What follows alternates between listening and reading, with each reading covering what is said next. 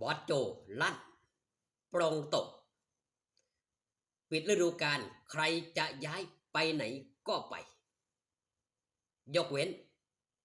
อุ๋งอิงต้องอยู่กับพ่อก่อนอื่นต้องขอกล่าวคำว่าสวัสดีครับผมสวัสดีพี่น้องปองปายมิตรหมอแคนแฟนหมอลำสวัสดีกันย่ำมือแรงสวัสดีย่ำคำสวัสดีย่ำมืดครับพี่น้องมาพบมาพอกันในเวลา18 นาฬิกา19 นาฬิกา5 นาทีไปเห็นโพสต์ของบอสโจได้ออกมาโพสต์เมื่อ2 ชั่วโมงที่แล้วครับพี่น้องโพสต์ถึงเรื่องศิลปินในองค์กรสาวน้อยเพชรบ้านแพงรวมไปถึงลาหน่อยอุ๋งอิงโพสต์ว่าจังไดว่าสั่นปรงคอยเศร้าตื่นเต้นนำแล้วล่ะวงการหมอลำแต่ละปีคนนั่นจะย้ายวงคนนี้สิไปมองหันมองนี้คอยผ่านหมดแล้วเบิดละเวทีเครื่องเสียงกะง่าย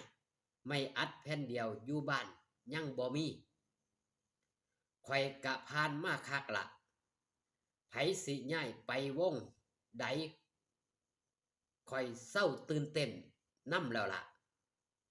ว่าตาอีหลาอุ๋งอิงอยู่น้ำพอนางกะเว้าตลอดเด้ล่ะบ่ไปไสดอกสู่น้ำพอนี่ล่ะนางมีทุกมือนี่ย้อนพอย้อนวงพอกะวงกะปังไปน้ำกันพลังนางกะอยู่ทรงพลังวงกะดันขึ้นบุญวาสนาเกื้อกูลหนุนคำนำทรงให้ปังปังแฮชแท็กสาวน้อยเพชรบ้านแพงแฮชแท็กขายอ้อนั่นคือความในใจของบอสโจที่เราออกมาโพสต์เมื่อ2 ชั่วโมงที่แล้วครับพี่น้องมิตรหมอแคนแฟนหมอลำมีความคิดเห็นจังไดครับในเรื่องราวของการโพสต์ของบอสโจในครั้งนี้การย้ายวงเป็นเรื่องปกติของศิลปินหมอร้องหมอลำในแต่ฤดูกาลแต่ฤดูกาลที่ผ่านมาบอสโจก็หูซึกตื่นเต้นหูซึกกังวลใจจังใดจังว่าจังสั้นก้อนหนาน้อยลาน้อยอุ๋งอิงเข้ามาเพราะยังครับยังหาโตเด่นยังหาโตหลักยังหาโตชูโรงบ่ได้เราพระเอกนางเอกก็สามารถประคับประคองไว้ซื่อๆแต่บ่สามารถที่จะโดดเด่นพอจะดึงวงอยู่ได้จะดึงแฟนคลับ FC อยู่ได้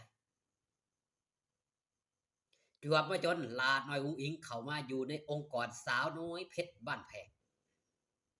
นี่คือเพชรเม็ดงามนี่คือฟ้าประทานลงมาให้ได้ชื่อว่าสาวน้อยมหัศจรรย์สาวน้อยเพชรบ้านแพงสมกติเพิ่นว่าในช่วงท้ายๆว่าบุญวาสนาเกื้อหนุนกันน้ำทรงแม่นบ่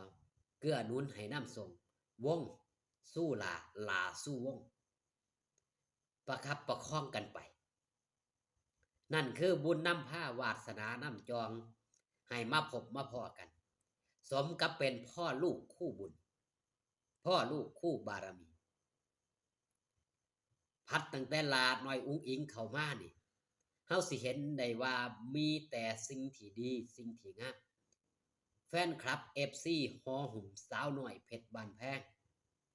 แฟนคลับ FC หูจักสาวน้อยเพชรบ้านแพงหลายขึ้นเป็นเท่าตัวลาน้อยอุ๋งอิงเปลี่ยนแปลงลาน้อยอุ๋งอิงเปลี่ยนไปวงสาวน้อยเพชรบ้านแพงเปลี่ยนแปลง คนอีกหลายคนเปลี่ยนแปลงลาน้อยอุ้งอิงเปลี่ยนไปจังใดเปลี่ยนไปจากสถานะเดิมเป็นคนบ่หังบ่มีปากกัดตีนถีบหากินไปมือแต่ณปัจจุบันสถานะเปลี่ยนแปลงไปกลายเป็นคนมีบ่อดบ่อยากแล้วคนรอบข้างล่ะครับคนรอบข้างเปลี่ยนไปเช่นเดียวกันโดยเฉพาะช่อง YouTube ต่างๆเราพระเอกนางเอกผู้ใดที่ติดตามผู้ใดที่ทายลาน้อยอุ้งอิงเฮ็ดข่าวลาน้อยอุ้งอิงอยู่เป็นประจำช่องนั้นมีความก้าวหน้าตามที่พี่น้องได้เห็นครับหลายๆช่องแสนแตกปฏิเสธบ่ได้ว่าย้อนลาน้อยอุ้งอิงที่เข้ามาเปลี่ยนแปลงทำการเปลี่ยนแปลงให้ทุกคนเปลี่ยนแปลงไปนำลาน้อยอุ้งอิงเปลี่ยนไปสถานะเปลี่ยนครับจากเด็กน้อยธรรมดาคนหนึ่ง ขออภัยพี่น้องจากเด็กน้อยธรรมดาคนหนึ่งครับกลายมาเป็นซุปตาที่โด่งดังไปทั้งไหนมีแต่คนหูจักนั่นคือความเป็นอุ้งอิงสาวน้อยเพชรบ้านแพงตัวจริงเสียงจริงสิ่งที่บอสโจเพิ่นออกมาโพสต์เนื่องจากว่าที่ผ่านมาเฮาเห็นจนชินตาเราศิลปินต่างๆโยกย้ายสับเปลี่ยนบ่ว่าจะเป็นศิลปินบ่ว่าจะเป็นทีมงานแดนเซอร์หลากหลายคนครับโยกย้ายไปอยู่หันไปอยู่นี่แต่อุ๋งอิงเข้ามาเปลี่ยนแปลงให้หลายๆคนมีเงินมีงานได้เฮ็ดได้ทำมีรายได้และอุ๋งอิงก็ได้เคยว่าไว้ถึงสิทุกข์สิยากลากะสิสู้ไปกับพ่อโจนั่นคือคำเว้าตอนอายุ16 ปีตั้งแต่นั้นครับลาจะพาพ่อรวยลาจะพาพ่อปังมันก็ตามมาเรื่อยๆขอบคุณพี่น้องที่มาเบิงขอบคุณพี่น้องที่มาแย่งช่องไทยซีเกตชาแนลพอกันคลิปหน้าสบายดีครับผม